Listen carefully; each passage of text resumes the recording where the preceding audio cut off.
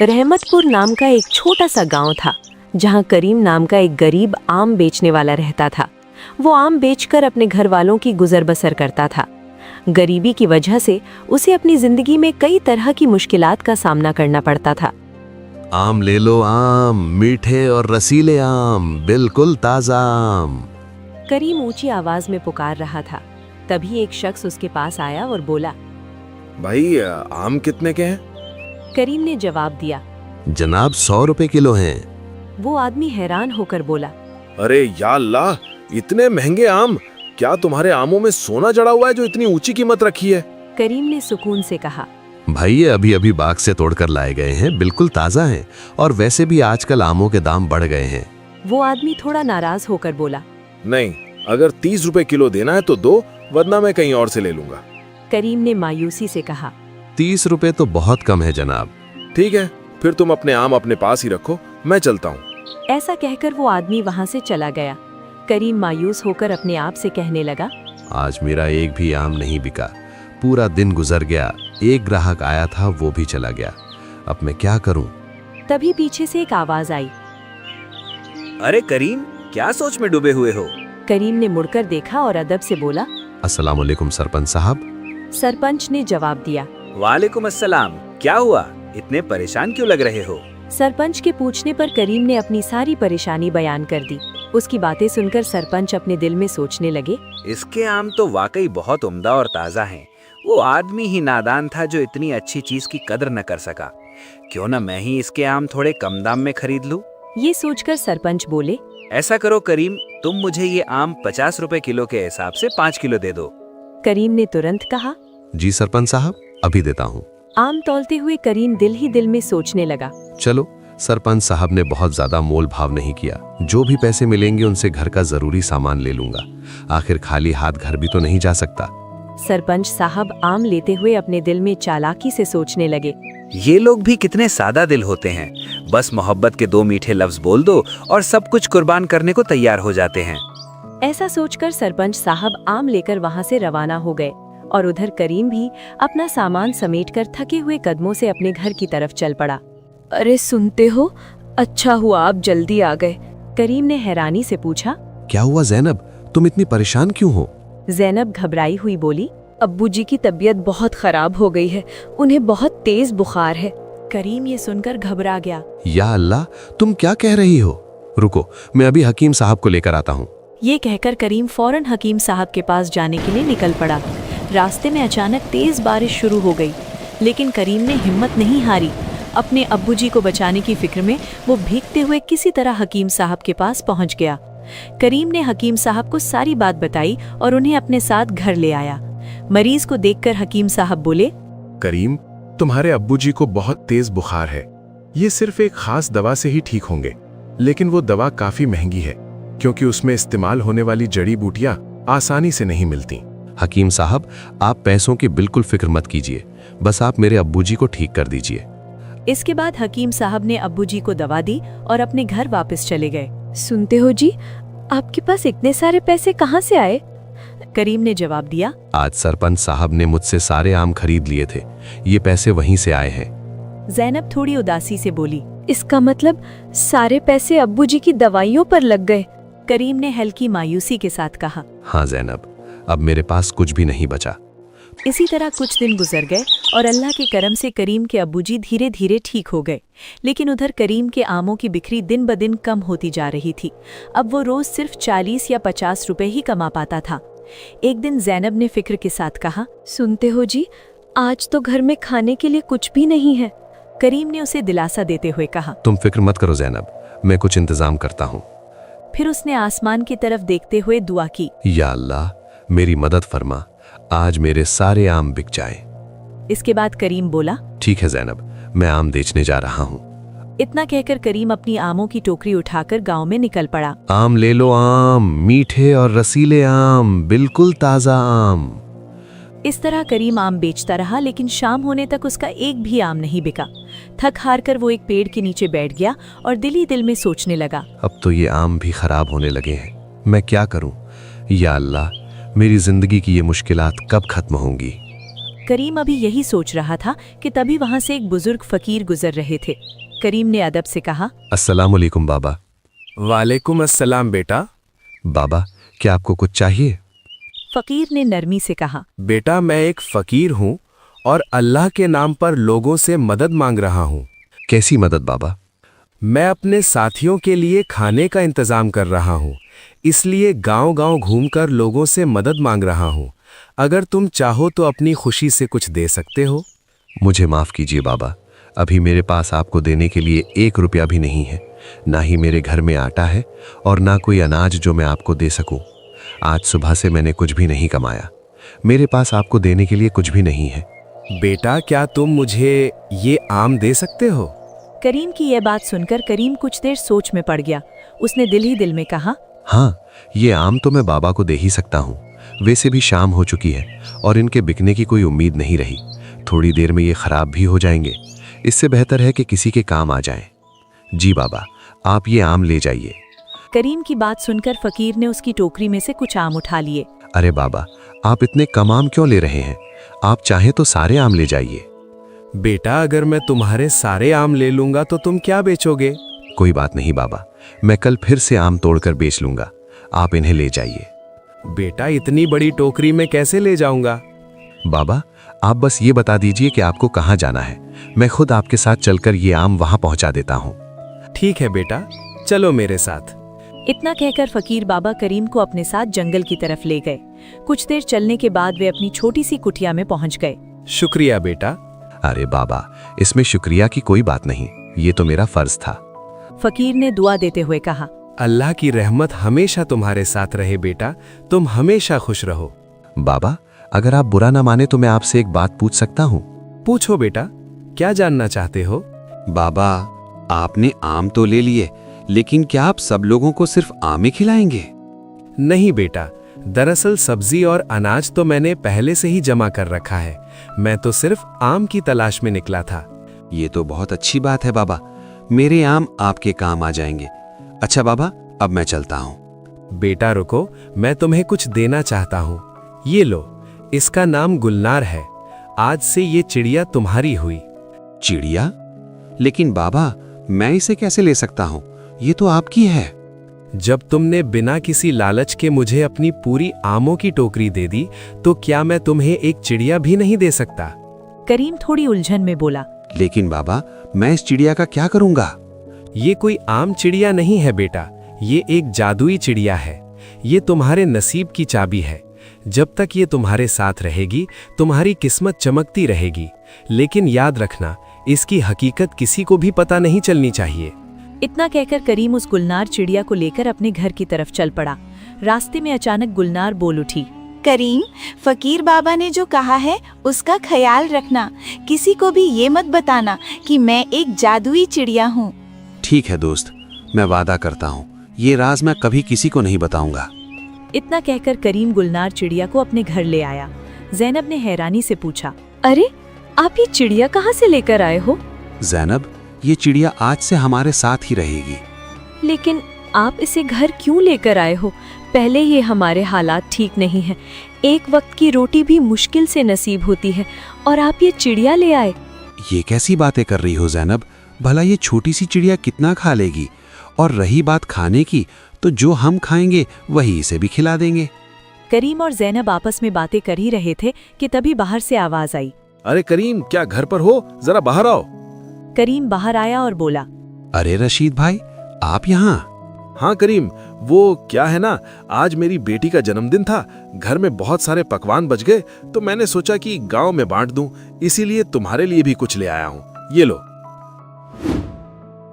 बहुत बहुत शुक्रिया रशीद भाई। अरे इसमें शुक्रिया की क्या बात है करीम। वैसे भी ये खाना खराब हो जाता, उससे बेहतर है कि किसी का पेट भर जाए। इतना कहकर रशीद वहां से चला गया। वाह जैनब, ये तो बहुत लजीज पकवान है। देखा, मैंने कहा था ना, जिसके नसीब में जो लिखा होता है वो उसे मिल ही जाता है। तुम यूं ही फिक्र कर रही थी, देखो ये खाना खुद हमारे पास चला आया। आज तो हम ये स्वादिष्ट खाना खाएंगे और अल्लाह का शुक्र अदा करेंगे। इसके बाद सब मिलकर सुकून से खाना खाने लगे। जैनब, मैं आम बेचने बाजार जा रहा हूँ। क्या आप इस गुलनार चिड़िया को भी साथ ले जाओगे? क्यों, क्या हुआ? नहीं, कुछ नहीं, बस ऐसे ही पूछ रही थी। करीम उसकी बात सुनकर आम बेचने के लिए निकल पड़ा। आम ले लो, आम, ताज़ा और मीठे आम। करीम आवाज लगाते हुए बाजार में घूम रहा था। तभी एक शख्स उसके पास आया और बोला, करीम, तुम्हारे आम तो बहुत उम्दा लग रहे हैं, क्या भाव दे रहे हो? भाई 100 रुपए किलो हैं। ठीक है, मुझे 4 किलो आम दे दो। वो शख्स बिना मोल भाव किए ही करीम के सारे आम खरीद कर चला गया। अरे वाह, आज तो मेरे सारे आम अच्छे दामों में बिक गए। अब इन पैसों से मैं अपनी अम्मी और जैनब के लिए अच्छे कपड़े और कुछ स्वादिष्ट खाने का सामान लेकर जाऊंगा। इसके बाद करीम बाजार से सामान खरीदकर अपने घर पहुंचा। जैनब ने हैरानी से पूछा, अरे ये सब क्या है? आज मेरी कमाई बहुत अच्छी हुई है, इसलिए मैं तुम दोनों के लिए कपड़े और खाने का सामान लेकर आया हूँ। इसी तरह दिन गुजरने लगे और धीरे धीरे करीम की कमाई बढ़ती गई। फिर एक दिन उनके घर एक शख्स आया। ये लो करीम भाई, आपके वो पैसे जो आपने मुझे 6 महीने पहले दिए थे, मैं उन्हें लौटाने आया हूँ। शुक्रिया सलीम भाई। नहीं करीम, शुक्रिया तो मुझे तुम्हारा करना चाहिए। तुमने मेरे बुरे वक्त में मेरी मदद की थी। बस पैसे लौटाने में थोड़ी देर हो गई, उसके लिए माफी चाहता हूँ। इतना कहकर सलीम करीम को पैसे देकर वहाँ से चला गया। सुनते हो जी, ये अचानक लोग हम पर इतने मेहरबान कैसे हो गए? पता नहीं क्यों मुझे ऐसा लगता है कि जब से ये गुलनार चिड़िया हमारे घर आई है, तभी से हमारे नसीब बदल गए हैं। जैनब, तुम बेवजह की बातें सोच रही हो, ऐसा कुछ भी नहीं है। दूसरी तरफ करीम की तरक्की देखकर बाकी फल बेचने वाले लोग जलने लगे थे। देखो इस करीम को, इसके सारे आम चुटकियों में बिक जाते हैं और एक हम हैं, सुबह से बैठे रहते हैं लेकिन हमारा एक भी फल नहीं बिकता। हाँ भाई, तुम बिल्कुल सही कह रहे हो। अगर ऐसे ही चलता रहा तो हमारा धंधा बंद हो जाएगा। तो फिर कुछ तो करना पड़ेगा। ऐसा करते हैं, इसकी शिकायत सरपंच साहब से करते हैं, आगे वो खुद ही देख लेंगे। इतना कहकर वे दोनों आदमी सरपंच साहब के पास पहुंच गए। अस्सलाम वालेकुम सरपंच साहब। वालेकुम अस्सलाम। कहो, कैसे आना हुआ? सरपंच साहब, हम आपको एक बहुत जरूरी बात बताने आए हैं। बताओ, क्या बात है? सरपंच साहब, हमारे गांव का जो करीम है, वो दूसरों के बागों से आम चोरी करके बेच रहा है। ये तुम क्या कह रहे हो? हम सच कह रहे हैं सरपंच साहब, हमने उसे अपनी आंखों से देखा है। ठीक है, अगर ऐसी बात है तो मैं करीम को इसकी सजा जरूर दूंगा। वे दोनों आदमी सरपंच को भड़काकर वहां से चले गए। सरपंच अपने मन में सोचने लगे, मैंने तो करीम को बहुत ही सीधा समझा था, मगर ये तो मुझसे भी ज्यादा चालाक निकला। मुझे इस बात की सच्चाई खुद जाननी होगी। आज रात ही मैं इसके घर जाकर सब कुछ देखूंगा। रात होते ही सरपंच चुपके से करीम के आंगन में आ पहुंचे और उसके घर की खिड़की के पास खड़े हो गए। सुनो जी, आपको मेरी कसम है, मुझे बताइए, आखिर हमारे नसीब बदलने के पीछे क्या राज है? मैं सच्चाई जानना चाहती हूँ। जैनन की कसम देने पर करीम ने सारी बात सच सच बता दी, गुलनार चिड़िया के बारे में। जैनब खुश होकर बोली, अरे वाह, ये तो बहुत बड़ी नेमत है। उन दोनों की ये सारी बातें खिड़की के पास खड़े सरपंच साहब सुन रहे थे। वो अपने दिल में सोचने लगे, ओह, तो इसका मतलब ये है कि इस चिड़िया के हाथ में ही करीम की किस्मत की चाबी है। अगर ये चिड़िया मेरे पास आ जाए तो मेरी किस्मत भी बदल सकती है। ये सोचकर सरपंच वहां से चुपचाप चले गए। अगली सुबह सरपंच साहब उन्हीं आदमियों को साथ लेकर करीम के घर पहुंच गए। सरपंच साहब गुस्से में बोले, करीम, तुम इतने बड़े चोर निकलोगे, मैंने कभी सोचा भी नहीं था। चोरी? कैसी चोरी सरपंच साहब? ज्यादा मासूम बनने की जरूरत नहीं है, मैं तुम्हारी सारी सच्चाई जान चुका हूँ। करीम ने घबराकर पूछा, कैसी सच्चाई सरपंच साहब? एक तो तुम दूसरों के बागों से आम चोरी करके बेचते हो और ऊपर से पूछते हो कैसी चोरी। तुम्हारी सजा ये है कि अब तुम्हें मुझे 15,000 रुपए देने होंगे। सरपंच साहब, मेरे पास इतने पैसे नहीं हैं और मैं सच कह रहा हूँ, मैंने किसी के यहाँ कोई चोरी नहीं की। सरपंच ने चालाकी से कहा, अगर तुम्हारे पास 15,000 रुपए नहीं है तो मैं ये चिड़िया अपने साथ ले जाऊंगा। नहीं नहीं, मैं आपके साथ नहीं जाऊंगी। सरपंच साहब, ये मेरी चिड़िया है, आप इसे इस तरह नहीं ले जा सकते। करीम को बेबस देखकर वही फल बेचने वाला आदमी चिल्लाकर बोला, मारो इसे, ये हमारे बागों में चोरी करता है और हमारी मेहनत के पैसों पे ऐश करता है। हाँ हाँ, मारो इसे, ये चोर है। खुदा के लिए मेरे शौहर को छोड़ दो, ये बेगुनाह है, इन्होंने कुछ नहीं किया। सबकी बातें सुनकर सरपंच साहब ने करीम को छोड़ दिया, लेकिन चालाकी से गुलनार चिड़िया को अपने साथ ले गए। बेवकूफ इंसान, अब मैं इस चिड़िया की मदद से अपनी किस्मत बदलूंगा। फिर कुछ दिन यूं ही गुजर गए। गुलनार चिड़िया के चले जाने के बाद करीम की हालत पहले से भी बदतर हो गई। जैनब मायूसी से बोली, सुनिए जी, अब तो हमारे पास खाने के लिए भी कुछ नहीं बचा और पहले की तरह आम भी नहीं बिक रहे हैं। जैनब, अल्लाह पर भरोसा रखो, वो जरूर कोई ना कोई रास्ता निकालेंगे। दूसरी तरफ सरपंच साहब गुलनार चिड़िया से कह रहे थे, सुनो चिड़िया, अब से तुम मेरे साथ ही रहोगी और मैं ही तुम्हारा मालिक हूँ, समझी? नहीं, मेरा मालिक करीम है और वही मेरा दोस्त है। सरपंच चिड़िया को मनाने की कोशिश कर ही रहे थे कि तभी वहाँ एक व्यापारी आ गया। अरे यूसुफ भाई, जी सरपंच साहब, मैं आपसे एक काम के सिलसिले में आया हूँ। बताइए क्या काम है? असल में मैं ये गांव छोड़कर जा रहा हूँ और यहाँ मेरी काफी जमीनें हैं जिन्हें मैं बेचना चाहता हूँ। तो इसमें मैं आपकी क्या मदद कर सकता हूँ? अगर आप मेरी सारी जमीनें खरीद लें तो बहुत अच्छा होगा, क्योंकि आपके सिवा इस गांव में कोई इतना बड़ा सौदा नहीं कर सकता।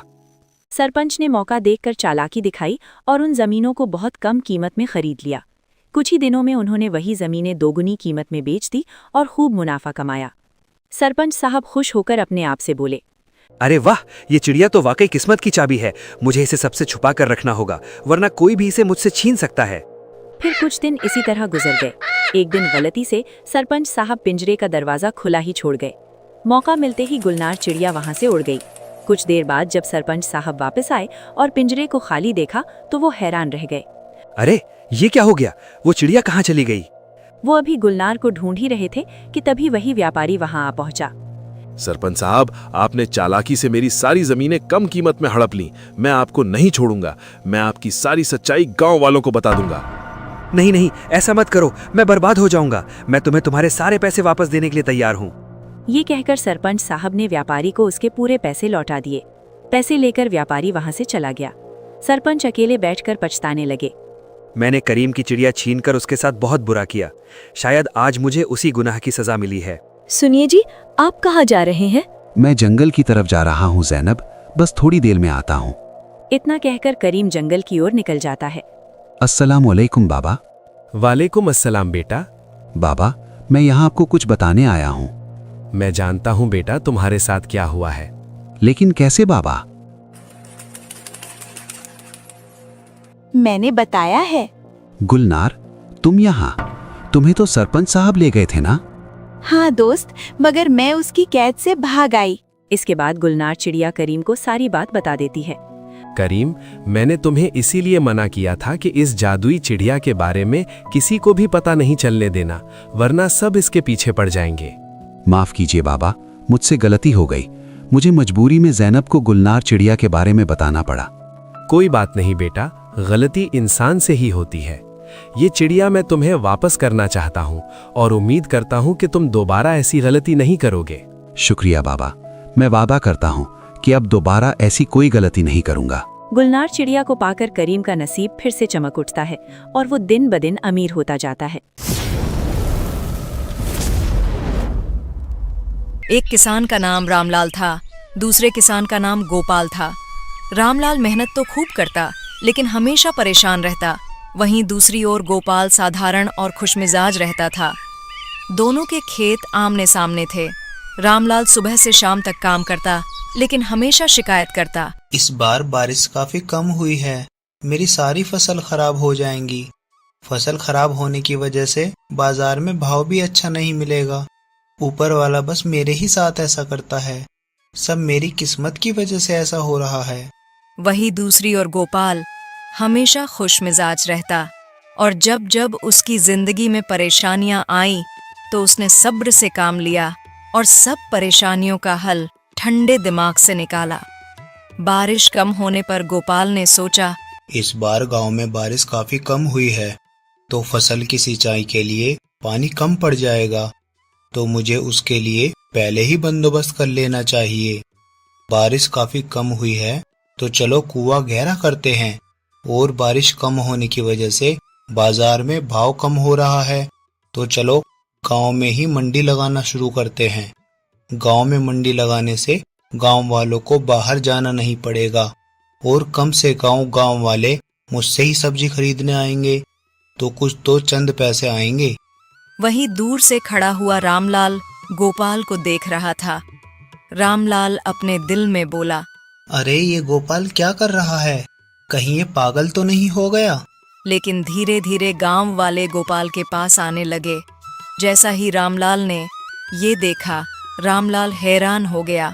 उसकी मंडी में सबको अच्छा भाव मिलता। उसका खेत भी हरा भरा दिखने लगा, क्योंकि उसने मेहनत के साथ हौसला भी लगाया था।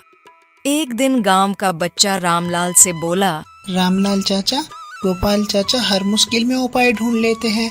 आप हर मुश्किल में सिर्फ रोते रहते हैं। आप उनकी तरह उपाय क्यों नहीं ढूंढते? यह सुनकर रामलाल की आंखें खुल गईं।